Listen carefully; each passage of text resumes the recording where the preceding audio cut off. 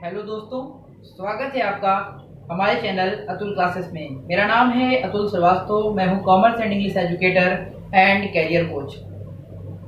आज से मैं अपने चैनल पर अकाउंटिंग के वीडियोस अपलोड करने जा रहा हूं।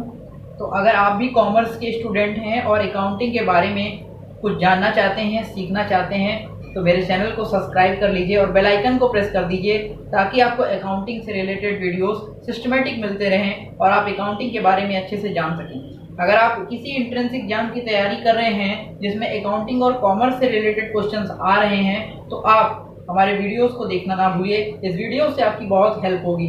भविष्य में बीएड एंट्रेंस की जो बच्चे तैयारी कर रहे हैं या देना चाहते हैं उनके लिए भी कॉमर्स में अकाउंटिंग का सब्जेक्ट आता है, तो उनके लिए भी हमारा चैनल बहुत हेल्पफुल होगा। तो आज से मैं अपने वीडियो लेक्चर्स अकाउंटिंग के शुरू कर रहा हूं। तो दोस्तों, चैनल को सब्सक्राइब कर लीजिए और बेल आइकन को प्रेस कर दीजिए ताकि आपको सिस्टमेटिक प्रॉपर्ली वीडियोस हमारे learning lessons free of cost मिलते रहें। ओके, आज से हम लोग बात करते हैं अकाउंटिंग के बारे में। आज पहली क्लास है, तो अकाउंटिंग का क्या मतलब है इस पर मैं बात करता हूँ। अकाउंटिंग का जन्म कैसे हुआ? देखिए, बहुत पहले से आपको पता ही है कि आदि मानव काल था। उसके बाद लोगों ने किसी तरह जो है खाने पीने की व्यवस्था सीखी।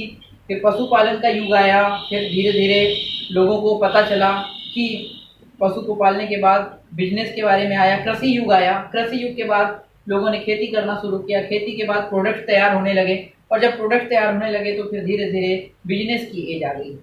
और जब बिजनेस की एज आई तो पहले वस्तु विनिमय चलता था, यानी कि बार्टर सिस्टम। बार्टर सिस्टम में क्या होता था कि हम लोग एक वस्तु देकर दूसरी वस्तु को एक्सचेंज कर लेते थे और इस तरह से प्रोसेस चलता रहता था।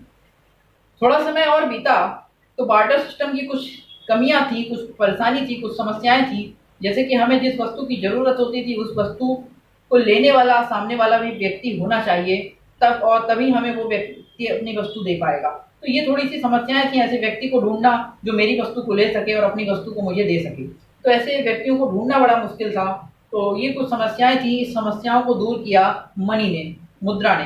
तो मुद्रा इसलिए आई, मनी आ गई और मनी ने फिर बार्टर सिस्टम को समाप्त कर दिया। और फिर जिसको जो वस्तु की जरूरत होती थी लोग उस दुकान पे जाते थे और सामान खरीदने लगे। पैसा देते थे, जितना पैसा देते थे उतने का सामान लेके चले आते थे। तो किसी व्यक्ति को ढूंढने की जरूरत नहीं होती थी कि हमें उस सामान के लिए किसी व्यक्ति को ढूंढना पड़े और मेरा वो सामान ले ले और अपनी जो वस्तु है वो मुझे दे दे। तो ऐसा कोई सिस्टम अब नहीं था। जब पैसा मार्केट में आ गया, मनी आ गई। अब मनी के बाद चीजें बिजनेस फॉर्म में आ गई और जब बिजनेस फॉर्म में आ गई तो हिसाब किताब रखना थोड़ा कठिन हो गया। कैसे कठिन हो गया? सॉरी, देखिए, अब मान लीजिए कि किसी की दुकान है और उसकी दुकान में राम सामान लेने जाता है। तो राम कहता है कि भाई मुझे एडवांस में सामान दे दो, पैसा 1 महीने बाद देना। श्याम कहता है कि आधा पैसा ले लो, आधा बाद में ले लेना। हरि कहता है कि मैं 10 दिन बाद पैसा दे दूंगा और मोहन कहता है कि अभी मेरा बकाया रखो, पिछले महीने का तो बकाया है, इस महीने का 15 दिन का पैसा ले लो, 15 दिन का और बकाया रखो। तो कुल मिला के उधार और इस तरह के सिस्टम ने जो हिसाब किताब को बड़ा कठिन कर दिया। अगर सब लोग नगद में व्यवहार करते तो शायद हिसाब किताब इतना कठिन ना होता, लेकिन कुछ उधारियां होने लगी, कुछ लेन देन ज्यादा हो गए, खर्चे होने लगे, एक्सपेंस होने लगे, बहुत सारी चीजें होने लगी बिजनेस में। तो अब उनका हिसाब किताब किसी सिस्टमेटिक वे से रखना बहुत जरूरी हो गया। अगर हम उनका हिसाब किताब सिस्टमेटिक वे से नहीं रख पाएंगे शायद हमें बिजनेस का सही प्रॉफिट या लॉस नहीं पता चल सकता।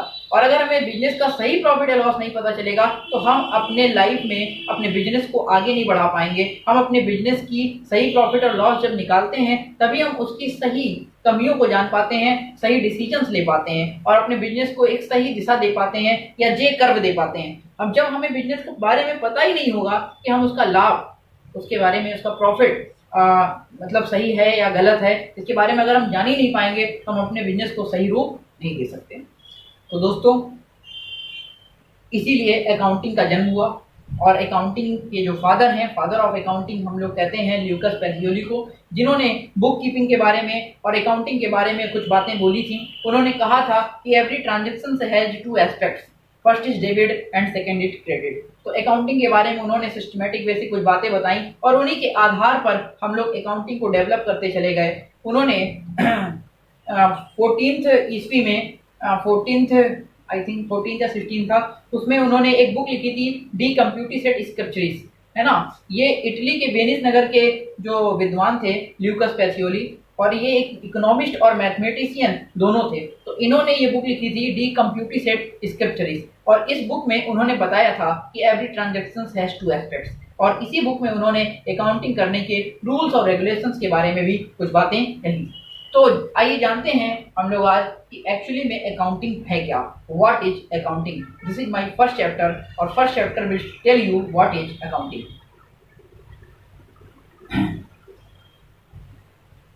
देखिए, accounting is an art of recording, classifying, summarising, interpreting. ये चार टर्म्स आप हमेशा जीवन में याद रखिएगा। अकाउंटिंग क्या है? Accounting is an art of recording, classifying, summarising and interpreting the transactions and events of the business. क्या? लेन देन और घटनाएं, ऐसे लेन देन और घटनाएं जिनको रिकॉर्ड करना, क्लासिफाई करना, समराइज करना और इंटरप्रेट करना ही अकाउंटिंग है। क्या है ये? अकाउंटिंग है। और बोल रहे हैं कि वो भी कौन से लेन देन? Which are measured in monetary terms, जिनकी वैल्यू सिर्फ मनी में होती है। केवल ऐसे लेन देनों को रिकॉर्ड करना, क्लासिफाई करना, समराइज करना और इंटरप्रेट करना ही अकाउंटिंग है। अब अकाउंटिंग में चार बातें आती हैं, हमने अलग से भी लिख दी हैं, रिकॉर्डिंग, क्लासिफाइंग, समराइजिंग और इंटरप्रेटिंग। अगर ये चार बातें हम फॉलो करते हैं, it means we are following the steps of accounting. There are 4 steps of accounting. ये चारों स्टेप जब कंप्लीट होते हैं तब जाके हमारी अकाउंटिंग कंप्लीट होती है, यानी कि रिकॉर्डिंग। अब ये रिकॉर्डिंग क्या चीज है? रिकॉर्डिंग का मतलब होता है दिन भर में व्यापार में होने वाले समस्त लेन देनों को कहीं पर रिकॉर्ड करना।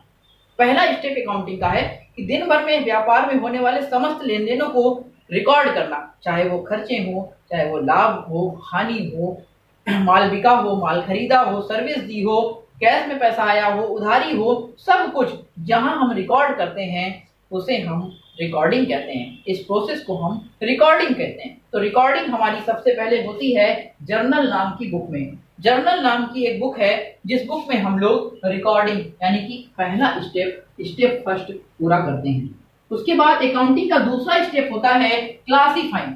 क्लासिफाइंग का मतलब होता है कि मैंने एक जगह पे सारी चीजें रिकॉर्ड कर ली, उसके बाद हम उसमें से हर एक अलग अलग अकाउंट की कंप्लीट डिटेल बनाते हैं निकाल कर, तो उसे कहते हैं क्लासिफाई करना। राम से कितना लेना है, कितना देना है, उसके लिए अलग खाता बनाते हैं। श्याम से कितना लेना और देना है, उसके लिए अलग खाता बनाते हैं। और परचेज कितने की हुई, इसके लिए अलग खाता बनाते हैं। सेल्स कितने की हुई, इसके लिए अलग खाता बनाते हैं। कैश में कितने रुपए के लेन देन हुए और कितना कैश हमारे पास अभी बचा है, इसके लिए अलग खाता बनाते हैं। तो इस तरह से अकाउंटिंग में क्लासिफिकेशन का मतलब है कि हर एक अकाउंट्स को अलग अलग क्लासिफाई करना और उसकी डिटेल को एक अकाउंट में लिखना ही क्लासिफिकेशन कहलाता है। तो इसके लिए हम लोग एक अलग रजिस्टर बनाते हैं जिस रजिस्टर का नाम है लेजर, और ये हमारा सेकंड स्टेप होता है। और दोस्तों थर्ड स्टेप हमारा है समराइजिंग। समराइजिंग का मतलब होता है ट्रायल बैलेंस। ट्रायल बैलेंस एक तीसरा रजिस्टर बनाते हैं और थर्ड रजिस्टर में ये तीसरा स्टेप होता है जिसमें हम सारे लेजर के बैलेंसेस को समराइज करके एक समरी के फॉर्म में लिख देते हैं कि किस खाते का कितना बैलेंस है। और चौथा स्टेप और आखिरी स्टेप होता है इंटरप्रेटिंग करना। और इंटरप्रेटिंग का मतलब होता है फाइनल अकाउंट बनाकर अपनी व्यापार की समस्त रिपोर्ट तैयार करके रिपोर्टिंग कर देना, है ना। रिपोर्टिंग को हम पांचवा स्टेप भी कह सकते हैं, या फिर हम इंटरप्रेटिंग में दो बातें ला सकते हैं कि फाइनल अकाउंट बना के कंप्लीट रिपोर्टिंग करना ही हमारा पांचवा स्टेप ऑफ या चौथा स्टेप ऑफ अकाउंटिंग है। और इस स्टेप के बाद हमारी अकाउंटिंग कंप्लीट हो जाती है और यही अकाउंटिंग हर साल चलती रहती है। तो ये तो थी अकाउंटिंग के बारे में कुछ बेसिक जानकारी। फिर मिलेंगे नेक्स्ट वीडियो में। अगर वीडियो पसंद आया हो और कुछ बातें समझ में आई हो तो प्लीज़ लाइक, शेयर और कमेंट करना ना भूलिए। तो अगले वीडियो में हम फिर एक नए लेसन के साथ आएंगे, एक छोटी सी जानकारी के साथ आएंगे। तब तक के लिए धन्यवाद, थैंक यू। सेफ रहिए, सुरक्षित रहिए, खुश रहिए। जय हिंद, नमस्कार।